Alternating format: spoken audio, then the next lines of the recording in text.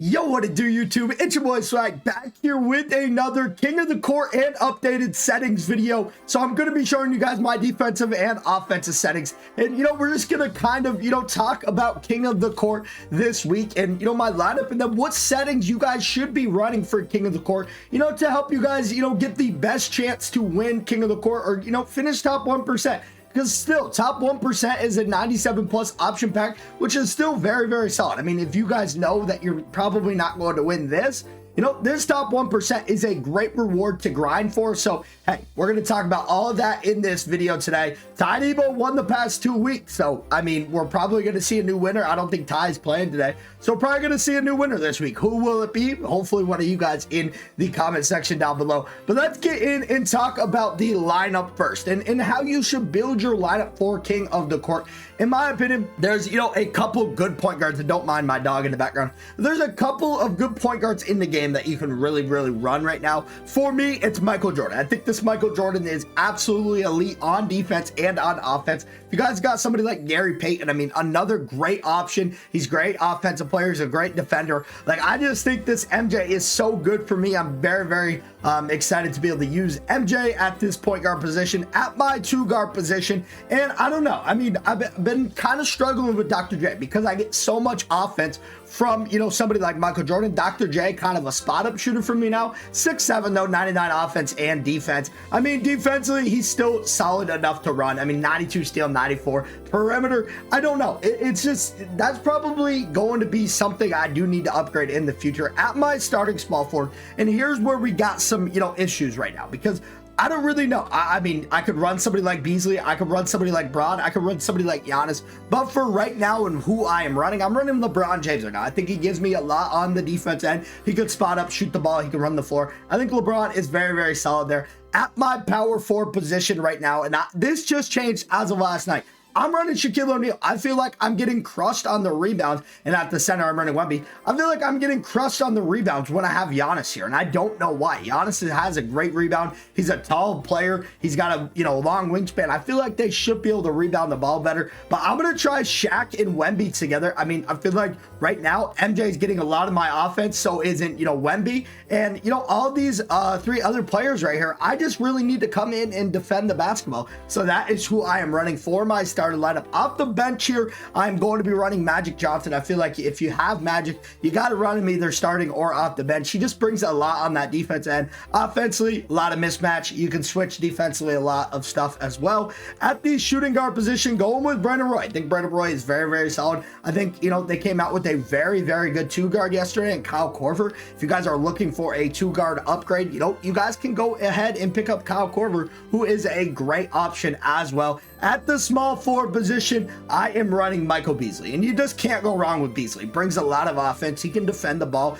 and he just gets a lot of great animations on that offense end. I love Beasley so much, but another card that plays similar to Beasley, not as good in my opinion, Jonathan Bender. I think Jonathan Bender is a very good pink diamond in the game right now, but if you guys do have the coin or you guys have Michael Beasley, I think he's a great option to run the ball through off your bench. At the power forward position, I don't have him starting, but I do have him coming off the bench. I got Giannis. I think Giannis is fine. I normally would start him, but right now I just think I got enough offense here. Now I can bring him off the bench. He can stretch the floor still. I think Giannis is still very good.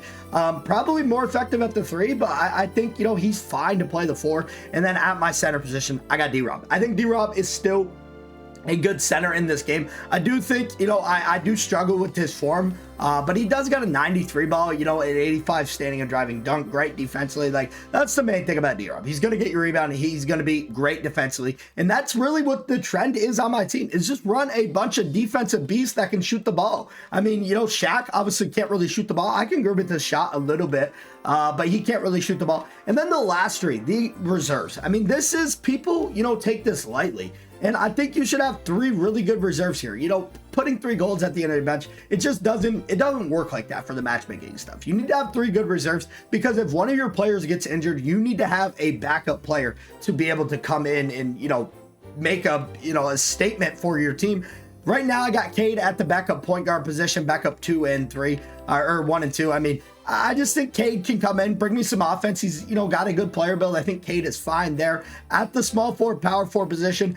I don't know. I'm in between, you know, Kawhi Leonard right there, and then, you know, Jason Tatum, which I'm going to run Jason Tatum. I think Jason Tatum's a good offensive player. You can play some defense. You can run the floor. I think Tatum is going to be fine there. And then at my backup center power forward position, and I like to, you know, control both of those positions at a time. So, you know, Cade, point guard, shooting guard, small forward, power forward, and then a center power forward. Just in case, you know, one of the players gets injured, I like to have all those positions covered. Right now, I'm running Bob McAdoo. I think this Bob McAdoo domination reward is very, very solid. He's 6'9", 99 offense, 99 defense. Comes with an 88 3 ball. He's got one of the best forms in the game, 98 standing and driving dunk, 98 rebounding. Like, very, very solid card in Bob McAdoo. If, you know, one of these players like Giannis gets injured, I can throw in Bob McAdoo. Beasley gets injured, I can throw in Tatum. If Magic gets injured, I can throw in Cade. Like, that is the main thing that I like to do there. For my jerseys, I'm running the All-Star jerseys with the Lakers logo and the All-Star court. And then for the coaching, the big thing this episode that you guys want to see,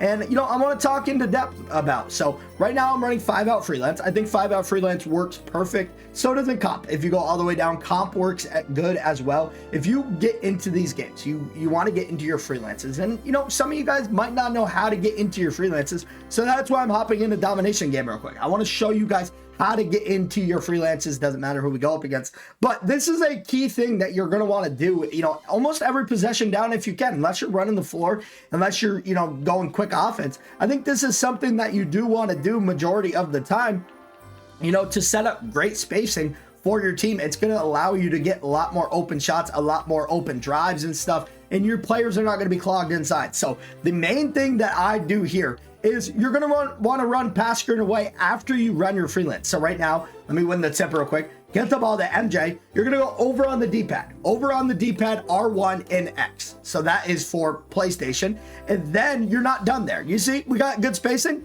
Now you go the other side on the D-pad and you go pass screen away. Now look at the spacing even more. Like, the spacing on the wings is a lot better, and like the drive and helps, I just think they free up a lot more space. So that is what you're going to want to do every time down the court, in my opinion. I just think it will help you out a lot, especially on that offense end where a lot of people, you know, can struggle throughout games because of the spacing and stuff. So I do think that will help you out a lot. And then now for defense, and we're not going to go into a game about defense, but we'll talk about it right now. And defense is, you know, another big thing. Right now I'm running smother on ball. I think it's probably the best thing because a lot of these players, you can't give any space or else they're just going to drain every shot they take. And then off ball, I go tight because you do got to worry about the backdoor. If you go smother, it's a lot more backdoor cuts. It's just not worth it. I like tight. I think you can, you know, drag your player back and you can still get in great defensive position. I'm going over on ball screens. And this is not me because I normally go under a lot of on-ball screens, but right now it didn't make sense. Me and chat were talking about it yesterday, and shout out who gave me the idea about this, but like, go over on-ball screens. I mean, you got somebody like Magic and you got MJ coming off the screen. I'm Magic, you know, the opponent is MJ. He comes off the screen. If Magic is trailing him, it forces him inside, I feel like. You know, rather when I go under, Magic can just, you know, kind of fake it and then shoot the ball right over me once I start getting under the screen. So it just doesn't work that good. But if you're allowing twos, I mean, you're going to win a lot of games if you only allow twos. So I feel like that is the best thing. Go over the screens. You're going to cut right through the screen. You're going to force him inside. And then, you know, he's got to make a read. He's got to either take his twos, and a lot of opponents get greedy and they want threes. So they're going to make bad passes out of that. And I just think that is a good way. You're going to have to do a lot of manual usering on this, but I do think it is very beneficial in your guys', you know, benefits. So I do think it will help. Go over every on-ball screen. No hedge for anything. You guys can do the hedging with your center if that's something that you guys want to do, but you don't really need hedge. I mean, just bring, you know, whoever it is, bring your point guard, drag him through, you know, pull down your center and just make sure you are watching a pop and everything. But I don't think, you know, you need any hedge. Stay attached always. You want to have that on. Off ball screens, I'm switching right now, double team post and double team perimeter. You want to have on manual. You don't want double teams being set without your, you know, you telling them to. And then driving help, obviously no help. You don't want help because, I mean, yeah, you take away a dunk, but you give up a three. So no help on all three of these. Extended pressure, you want to have an automatic. You don't want to come into games. If you have it on yes, they're going to come into games and they're going to press whether you have it as a press or not. So make sure you do have that on automatic.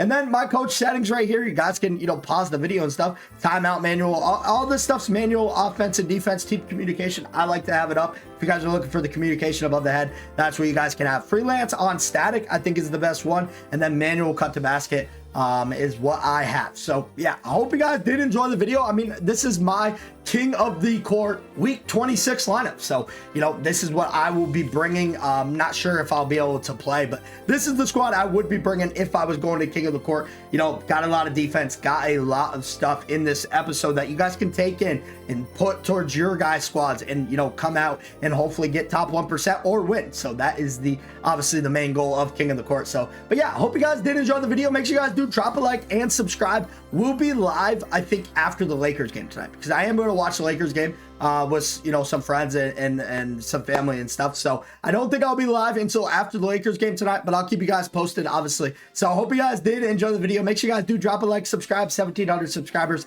and I'm doing a giveaway. But yeah, hope you guys did enjoy the video, and until next time, stay swaggy. Peace.